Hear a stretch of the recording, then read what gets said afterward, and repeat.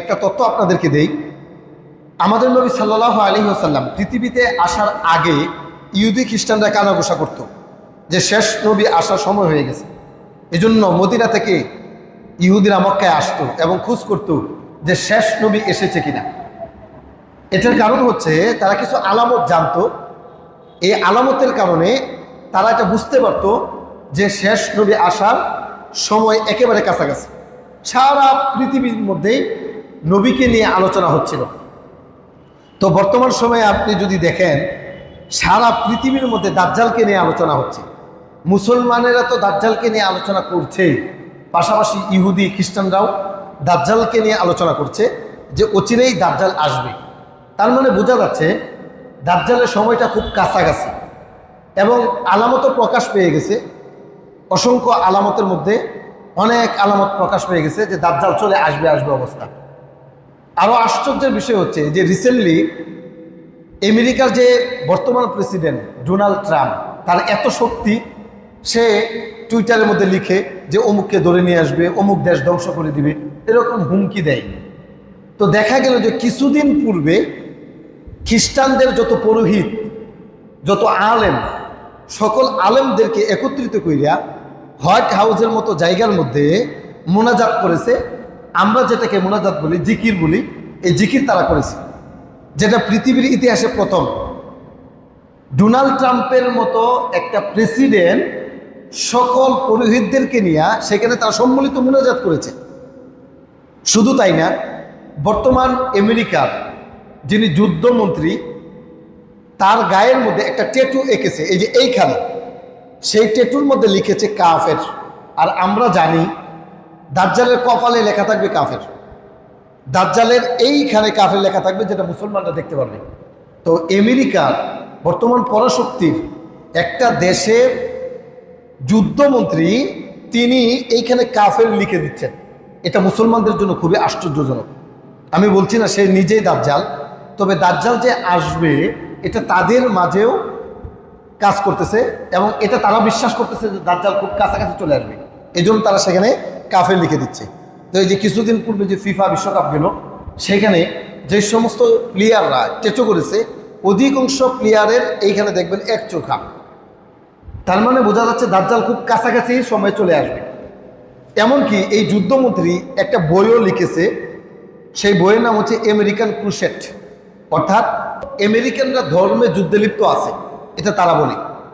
এই যে যুদ্ধ যে হচ্ছে বর্তমান সময়ে ইরানের সাথে, এটা তাদের দৃষ্টিতে এটা ধর্মীয় যুদ্ধ এবং এই যুদ্ধটা হচ্ছে শেষ জামানার যুদ্ধ।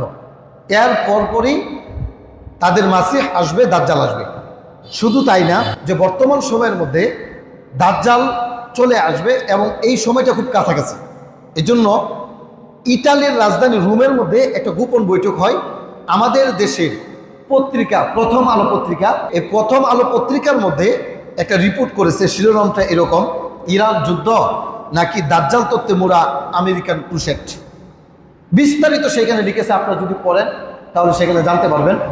তো তারা যে তথ্যটা দিয়েছে, ইটালির রাজধানী রোমের মধ্যে যে গোপন পরামর্শটা হয়েছে, এটার মূল বিষয়টা হচ্ছে দাজ্জাল। তারা অ্যান্টিক্রাইস্ট বলতে এমন এক বিরোধী শক্তিকে বলে, যেই শক্তি মূলত দাজ্জাল।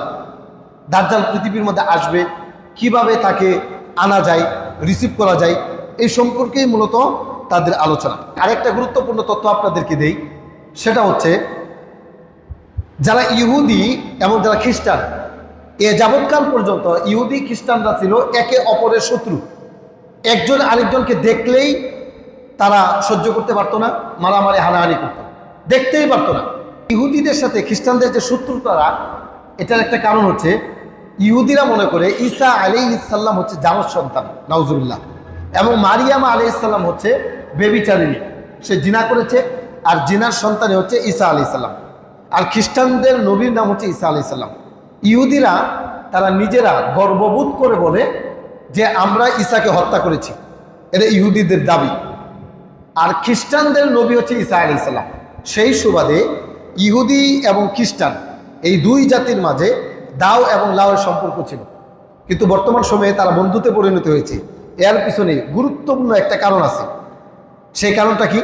তারা মনে করে যতদিন পর্যন্ত জেরুজালেমে থার্ড টেম্পল তৈরি না হয় এবং সমস্ত ইহুদিরা সেখানে একত্রিত না হয়, ততদিন পর্যন্ত অ্যান্টিক্রাইস্ট আসবে না, তথা দাজ্জাল বের হবে না।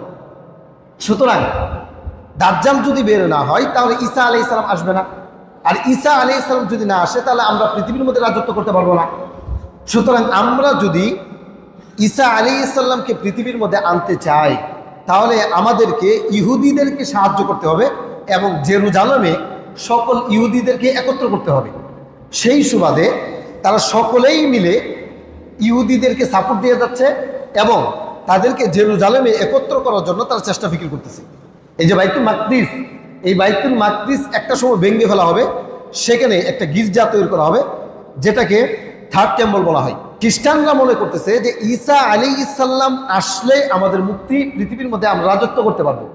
তো ঈসা আলাইহিস সালামকে পৃথিবীর মধ্যে তাড়াতাড়ি আনার জন্যই তারা ইহুদিদের সাথে বন্ধুত্ব করেছে, নতুবা ইহুদিদের সাথে তাদের কোনো বন্ধুত্ব হওয়ার প্রশ্নই আসে না।